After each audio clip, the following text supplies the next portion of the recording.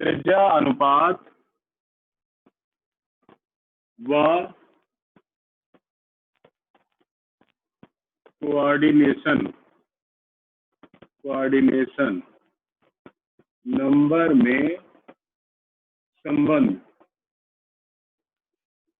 ठीक है, त्रिज्या अनुपात को किस तरह से हम कोऑर्डिनेशन नंबर से कोरिलेट कर सकते हैं, या कोऑर्डिनेशन नंबर को किस तरह से रेडियस रेशियो के साथ रिलेट कर सकते हैं, और उसका स्ट्रक्चर हम डिफाइन कर सकते हैं इसके लिए यहाँ पर। ठीक है, तो यहाँ पर हम लोग क्या करेंगे, एक थोड़ा सा टेबल बनाएंगे, हम लोग, जो कि हमें ये रिलेशन बताएगी। पहली बात तो radius ratio RC upon RA, radius of cation and radius of anion का रेशियो बताएगी। फिर उससे रिलेटेड कोऑर्डिनेशन नंबर क्या होगा, कोऑर्डिनेशन नंबर। ठीक, और क्या पता चलेगा हमें, और हमें पता चलेगा स्ट्रक्चरल अरेंजमेंट, यानी कि संगठनात्मक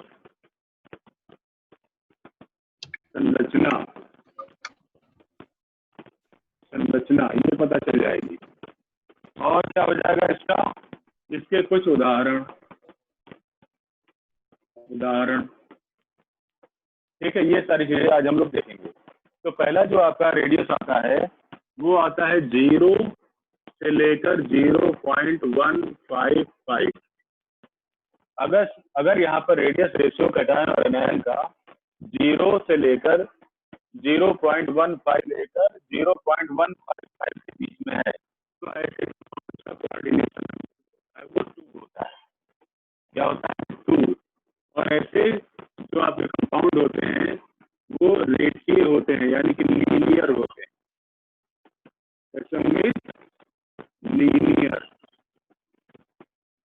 लीनियर।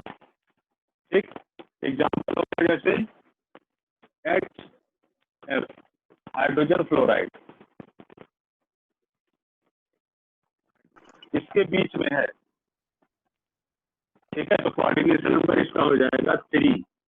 कोऑर्डिनेशन नंबर कितना हो जाएगा, 3। ठीक है, और ये इसकी जो संगठना हो जाएगी वो हो जाएगी प्लेनर।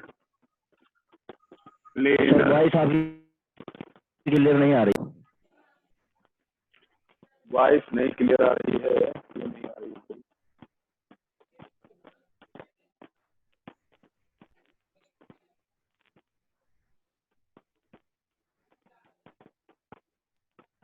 वॉइस कनेक्टेड तो है यहाँ पर बेटा, नेटवर्क बीच में अनस्टेबल हो जा रहा है, इसी वजह से क्लियर नहीं आ रही है। ठीक है, नेटवर्क जो होता है बीच में कभी कभी अनस्टेबल हो जा रहा है, इसी वजह से वॉइस कट जा रही होगी, कट के आ रही होगी। अभी तो वैसे यहाँ पर कनेक्टेड दिखा रहा है सही से, स्पीड भी ठीक ठाक ही है, इतनी है 34। हाँ, स्पीड तो ठीक है। ओके, तो अगर 0.155 से लेकर 0.225 के बीच में है तो कोऑर्डिनेशन नंबर हो जाएगा 3। संरचना इसकी हो जाएगी प्लेनर। और एग्जाम्पल हो जाएगा इसका जैसे बोरॉन ऑक्साइड,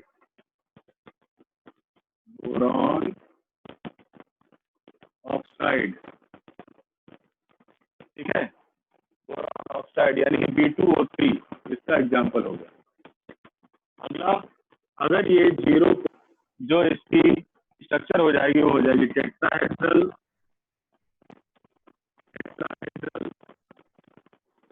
ठीक है, और एग्जाम्पल हो गया इसका ZnS, ये इसका एग्जाम्पल हो जाएगा ZnS, है ना।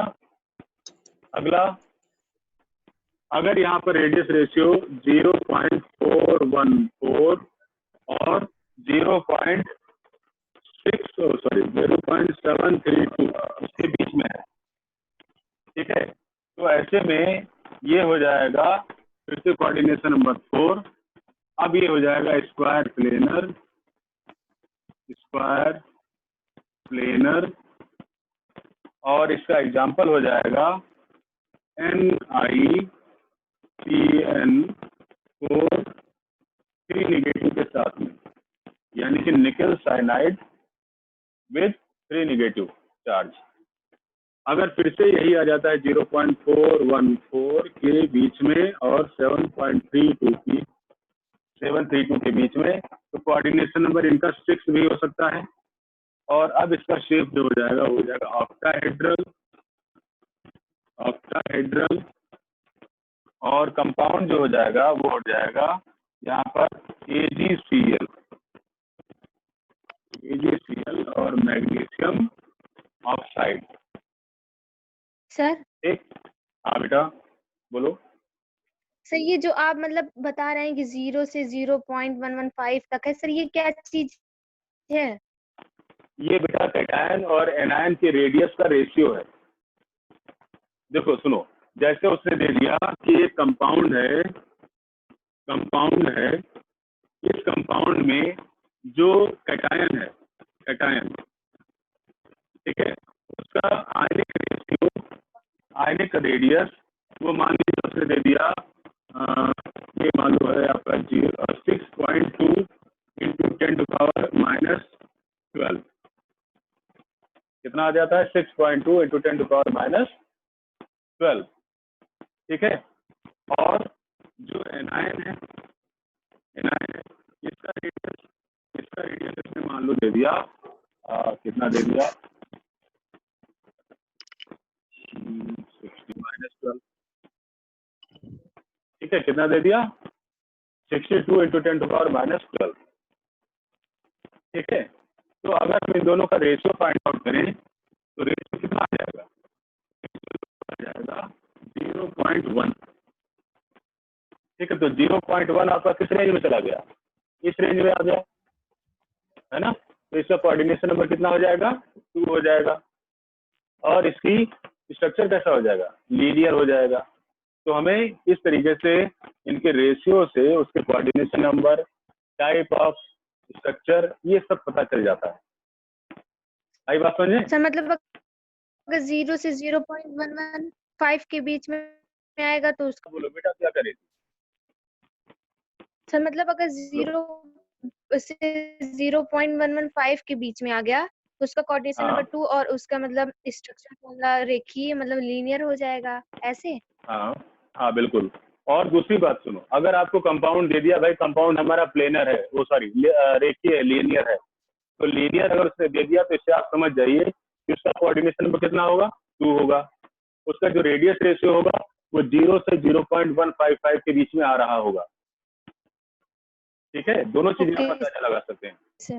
आप उसके संगठन से कोऑर्डिनेशन नंबर निकाल सकते हैं, रेडियस रेशियो निकाल सकते हैं, या फिर रेडियस रेशियो से ये दोनों चीजें निकाल सकते हैं, या कोऑर्डिनेशन नंबर से ये दोनों चीजें निकाल सकते हैं।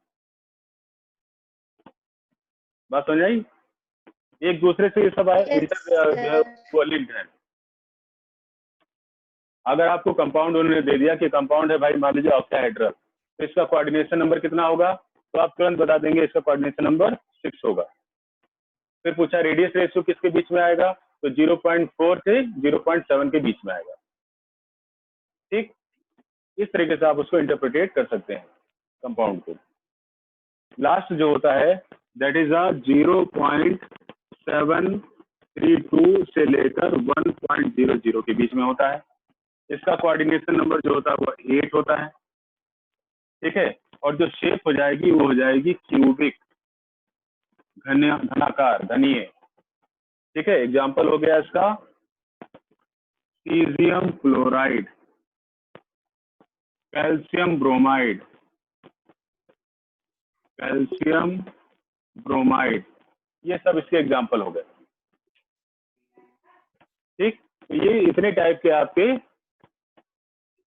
सिस्टम होंगे जिसमें रेडियस रेशियो से आप सारी चीजें निकाल सकते हैं। आप समझ आ गए सबको? सर ये जो एग्जांपल दिया गया है, हाँ सर इससे रेशियो मतलब कोऑर्डिनेशन नंबर निकाल सकते हैं? बिल्कुल निकाल सकते हैं सर। जैसे आपका अगर इस तरह से, जैसे मान लीजिए आपका कोई क्यूबिक कंपाउंड दिया हुआ है, ठीक है, तो क्यूबिक अगर कंपाउंड है, जैसे यहाँ पर एग्जांपल आपने ले लिया सीजियम क्लोराइड का या कैल्शियम ब्रोमाइड का या कैल्शियम आयोडाइड का, तो ये क्यूबिक जितने भी कंपाउंड होंगे, क्यूबिक कंपाउंड में आप जानते हैं कि सिंपल क्यूबिक होता है, सिंपल क्यूब होता है ना। तो सिंपल क्यूब में जो कोऑर्डिनेशन होता है कितना होता है, आपको हमने कल बताया था सिंपल सा रूम का एग्जांपल देकर कि 4 रूम्स आपके एक फ्लोर पर हैं, 4 रूम जो है दूसरे फ्लोर पर हैं, तो हर एक आइटम जो है वो 8 से घिरा हुआ है, 8 में बटा हुआ है, तो कोऑर्डिनेशन नंबर उसका 8 हो गया। ठीक है।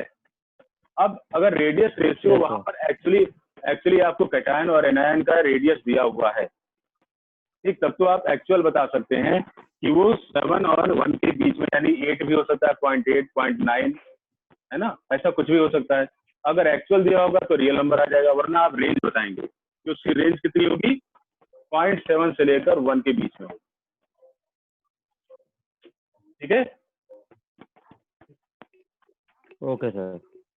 अब जैसे मान लो आपका कंपटीशन में या मेंस में क्वेश्चन आ गया कि there is a compound, okay, there is a compound which have simple cubic structure, okay, so what will be the radius ratio, what will be the range of the radius ratio of the cation and anion, okay. तो वहां पर आप क्या लिखेंगे, वो answer आपका सही क्या हो जाएगा, 0.732 to 1, ये आपका ऑप्शन सही हो जाएगा। ठीक है, उसी में से 4 ऑप्शन बना देगा, है ना, आप राइट वाला आंसर यहाँ से टैली कर लेंगे। ठीक है, समझ आ गया सबको बेटा? ओके, तो नेक्स्ट देखते हैं। Sir yes sir. अगला जो है हमारा टॉपिक वो है पैकिंग फ्रैक्शन। क्या देखेंगे हम लोग, packing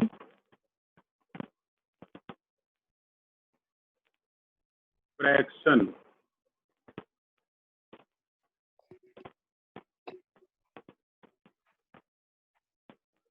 okay, packing fraction short form में इसको हम बोलते हैं PF, और इसको हम PE यानी कि पैकिंग एफिशिएंसी भी बोलते हैं। ठीक, सर हिंदी भरण, क्या होगी इसकी?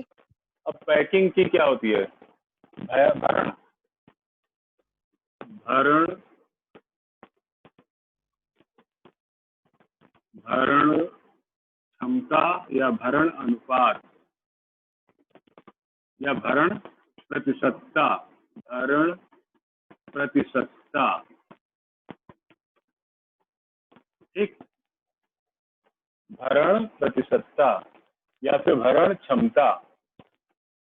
ओके, ये क्या होती है, देखो ये एक रेशियो होता है, अनुपात होता है, पैकिंग फ्रैक्शन जो होता है वो एक अनुपात होता है। किसका अनुपात होता है, देखो ये यूनिट सेल में उपस्थित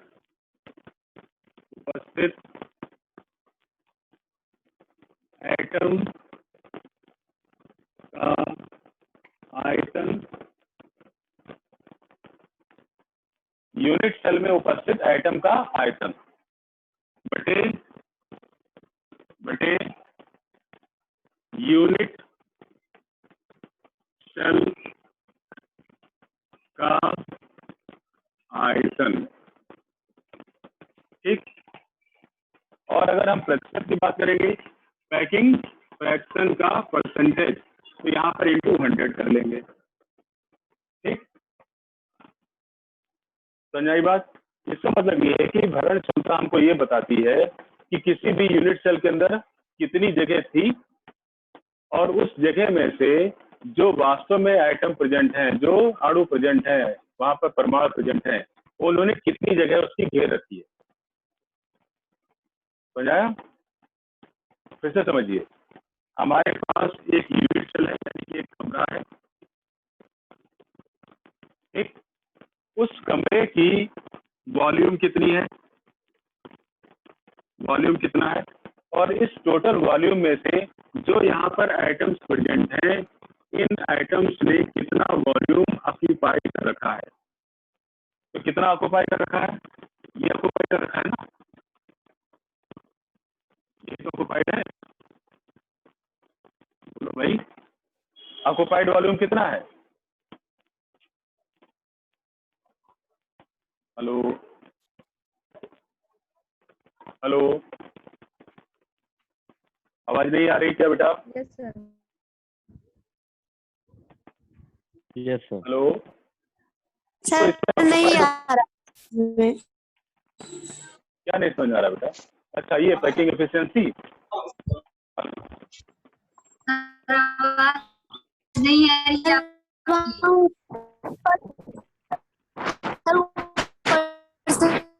आवाज दीजिए। क्लियर आ रही? आवाज, हेलो, कह रहे हैं आवाज क्लियर आ रही है?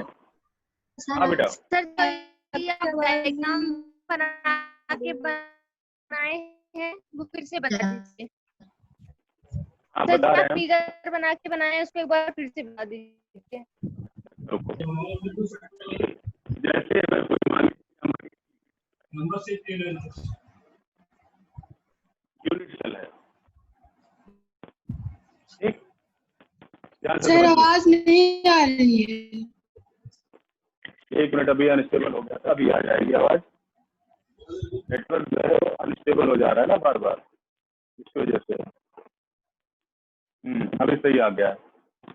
देखो इसमें अब जैसे मान लो ये हमारे, अब ये आ रही है आवाज ना?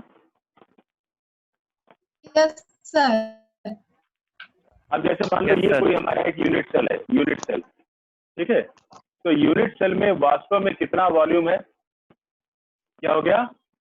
यूनिट सेल वॉल्यूम हो जाएगा। इसकी हम साइड ए माने तो यूनिट सेल का वॉल्यूम कितना हो गया? ठीक, यानी एक यूनिट सेल के अंदर हमारे पास जो जगह है वो कितनी है?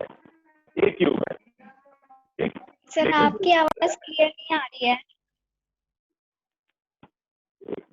सर आपकी आवाज नहीं सर आ रही। आवाज नहीं आ रही है। सर आपकी आवाज क्लियर नहीं आ रही है। इसमें बार बार अनस्टेबल हो जा रहा है, यहाँ पर अनस्टेबल दिखा रहा है, इस वजह से आवाज नहीं क्लियर आ रही।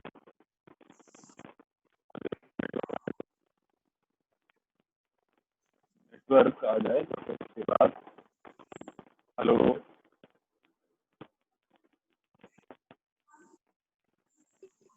आवाज क्लियर है क्या? सर सर नहीं आ रही है।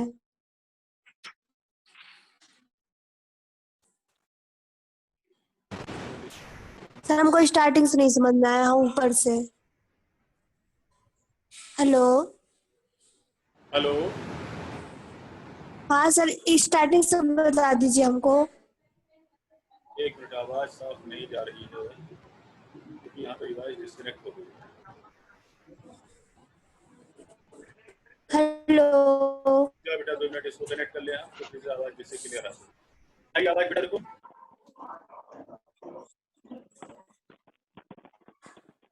Yes, hello. हेलो। हाँ बेटा, आवाज अब क्लियर आ रही है? 1 मिनट रुक जाओ सर, कह रहे हैं। हेलो हेलो, हाँ सर आ रही है, स्टार्टिंग से हमको बता दीजिए। हाँ स्टार्टिंग से आवाज नहीं आ रही। ओके। अच्छा, अभी आवाज और वीडियो दोनों क्लियर आ रहा है? हेलो हेलो हेलो,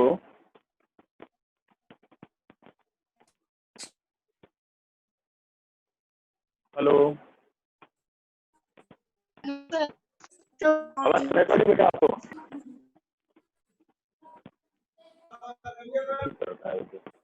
हेलो,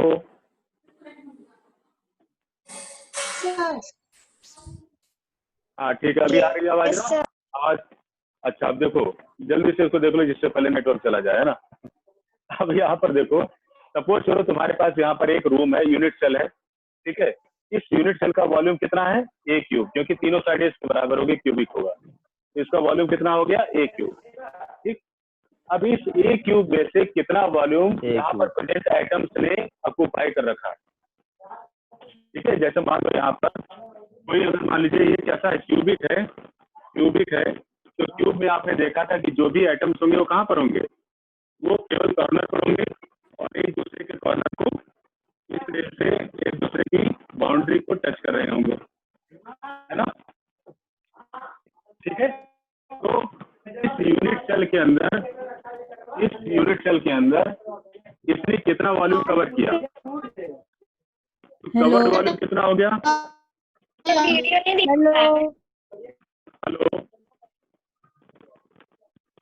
इसका कवर्ड वॉल्यूम कितना हो गया, कवर्ड वॉल्यूम केवल इतना हुआ। हेलो हेलो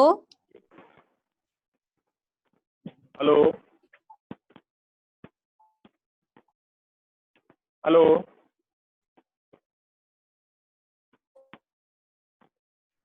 हेलो, नहीं आ रही है। हाँ, तो इस यूनिट सेल के अंदर आइटम्स ने कितना वॉल्यूम यहाँ पर कवर किया, जो शेडेड एरिया है केवल उतना कवर किया, और जबकि जो बीच वाला एरिया है, ये एरिया, ये क्या रह गया, ये खाली रह गया, ये एरिया कैसा रह गया, खाली रह गया। ठीक है, तो वही हम पैकिंग एफिशिएंसी में देखते हैं कि वास्तव में यूनिट सेल के अंदर था कितना एरिया, इसने कवर कितना किया। सर कुछ दिखाई दे रहा क्या। हेलो सर टाइम चेंज कर दीजिए प्लीज। टाइम चेंज करने से क्या सर होगा, सुबह 7 बजे। सर सुबह 7। अरे सर नेटवर्क सही रहेगा। यस सर, नेटवर्क सही रहेगा। अब लेकिन बेटा उसके लिए तो प्रिंसिपल सर से पूछना पड़ेगा ना, यस है ना, तो वहां से कंसल्ट हम कर लेते हैं, पूछ लेते हैं तो फिर ठीक। ओके, इसको वैसे हम रिकॉर्ड कर रहे हैं, रिकॉर्डिंग आपकी अपलोड कर देंगे हम कल की तरीके से। इसके लिए प्रिंसिपल सर कुछ नहीं कहेंगे। हेलो, कुछ नहीं समझ आ रहा है, कोई नहीं, रिकॉर्डिंग में आप देख लीजिएगा, रिकॉर्डिंग में सारा समझ आ जाएगा, क्योंकि बार बार यहाँ पर कंटिन्यूटी ब्रेक हो जा रही है ना। जी सर। तो इसमें हमने बताया किसी यूनिट सेल में जितनी जगह होती है और जितना उसके आइटम्स ने ऑक्यूपाई कर लिया होता है, उन दोनों का रेशियो ही क्या कहलाता है, पैकिंग फ्रैक्शन कहलाता है। ठीक है, तो पैकिंग फ्रैक्शन का हमारा ये फार्मूला हो गया, और इस तरीके से इसको हम समझ सकते हैं पैकिंग फ्रैक्शन को। अब अलग अलग टाइप के यूनिट सेल में हम पैकिंग फ्रैक्शन को यहाँ पर स्टडी करेंगे। ठीक, अब पहला पैकिंग फ्रैक्शन को निकाले जा रहे हैं सिंपल यूनिट सेल में। तो पैकिंग फ्रैक्शन इन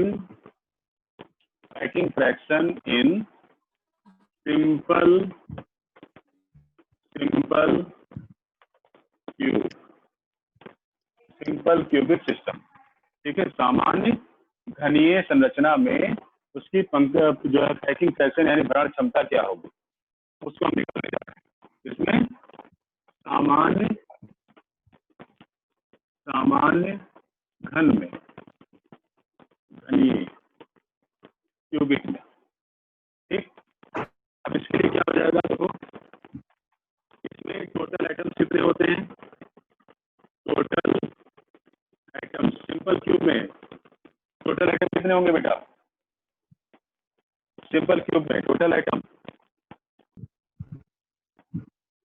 केवल एक आइटम होता है, और ये आइटम कैसा होता है, आइटम होता है स्फेरिकल यानी कि गोलाकार। ठीक, तो गोले का volume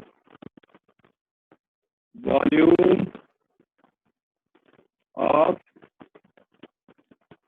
sphere, volume of sphere कितना हो जाता है, 4/3πr³। तो एक आइटम ने कितना वॉल्यूम ऑक्युपाई किया, 4/3πr³, ये इसने ऑक्युपाई किया।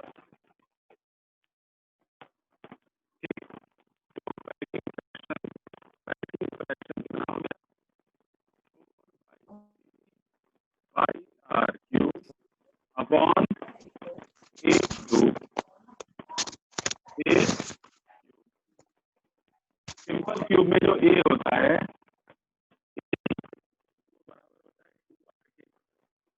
कितना हो जाएगा 4/3 5, और जब इसको हम सॉल्व करते हैं तो ये आ जाता है, इसकी वैल्यू आ जाती है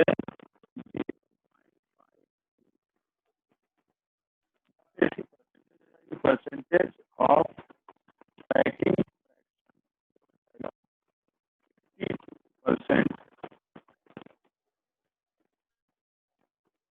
और परसेंट,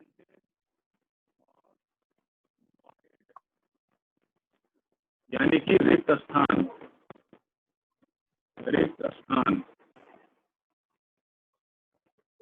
का प्रतिशत 48% हो जाएगा। ठीक, ये रिक्त स्थान का प्रतिशत हुआ। लीजिए, हमने पहले देखा कि सिंपल क्यूब में टोटल आइटम कितने होते हैं, केवल कॉर्नर पर होते हैं तो कुल एक आइटम होता है। कैसा होता है? स्फेरिकल होता है। इस स्फेयर का वॉल्यूम कैसा होता है? 4/3 πr³ होता है। ठीक, अब इसकी पैकिंग फ्रैक्शन क्या हो गई? इस फॉर्मूले में हमने रख दिया 4/3 πr³ डिवाइडेड बाई a³। ए की वैल्यू क्या हो, कितना हो गया? 2r के बराबर। तो ए की जगह पर हमने 2r रख दिया, तो 2r का क्यूब, इन दोनों को सबको सॉल्व करेंगे, आ जाएगा 0.52। प्रतिशत निकालेंगे तो 52%, और खाली जगह कितनी रही? 48%। यानी सिंपल क्यूब में जो आइटम्स होते हैं वो केवल 40 और 52% जगह ही घेर पाते हैं, बाकी 48% खाली रहती है। ठीक,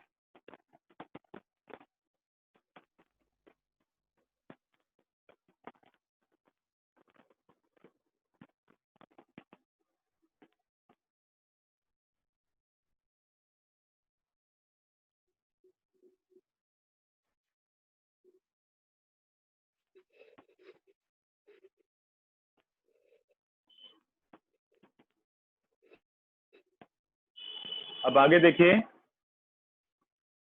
पैकिंग फ्रैक्शन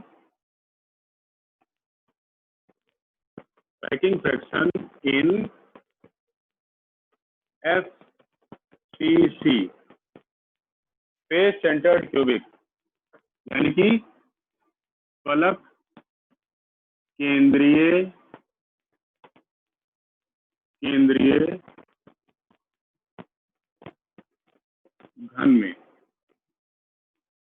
घन फलक केंद्रीय घन, इसके अंदर इसकी भरण क्षमता क्या होगी। ठीक, तो इसके लिए भी हम देखेंगे टोटल आइटम कितने होते हैं।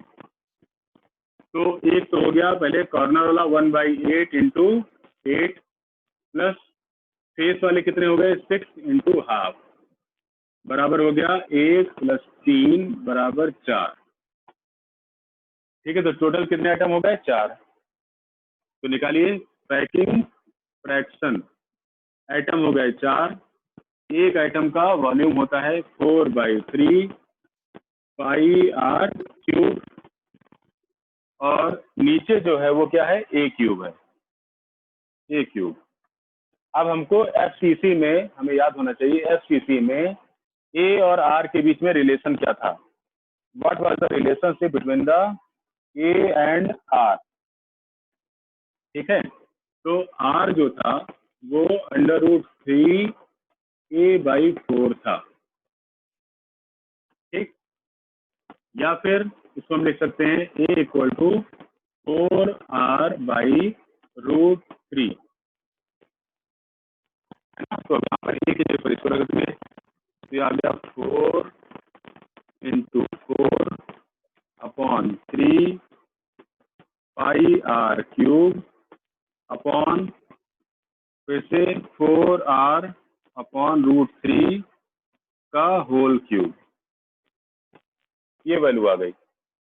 इसको सॉल्व करेंगे, सॉल्व करने के बाद हमारे पास आ जाएगा 0.68, कितना आ जाएगा? 0.68, या फिर परसेंटेज पैकिंग फ्रैक्शन ये हो जाएगा 68%, और वायड एंड % ऑफ वायड खाली जगह कितनी हो गई 32%।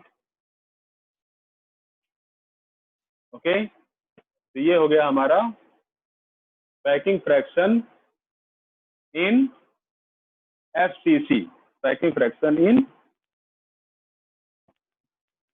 sorry, not FCC, it is the BCC, it is in the BCC, okay, BCC में होगा, बॉडी सेंटर्ड क्यूबिक में। और सॉरी ये भी आपका हो जाएगा, एक मिनट, यही सब होता है, फिर से देख लो।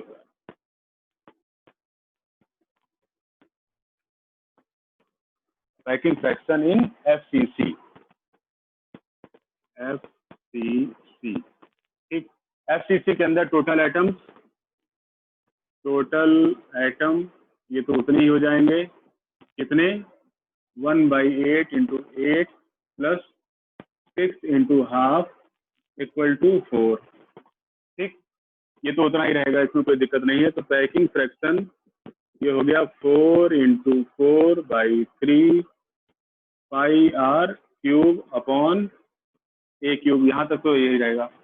अब जो A वाली रिलेशन थी FCC में, FCC के अंदर जो हमारा A होता है वो होता है कितना, ये हो जाता है 4r/√2, 4r/√2, ठीक है। अब इसको ये वैल्यू रखनी पड़ेगी यहाँ पर, तो 4 × 4/3 πr³ / 4r/√2 का होल क्यूब, और इसको सॉल्व करने पर आता है 0.74। तो पैकिंग फ्रैक्शन का परसेंटेज हो गया 74%, और परसेंटेज ऑफ वायर्ड ये भी हो गया कितना, ये हो गया 26%, ठीक। अब तीसरा टाइप का बचा हुआ है, हेलो, यस सर। तीसरा टाइप का बचा हुआ है आपका BCC। तो BCC में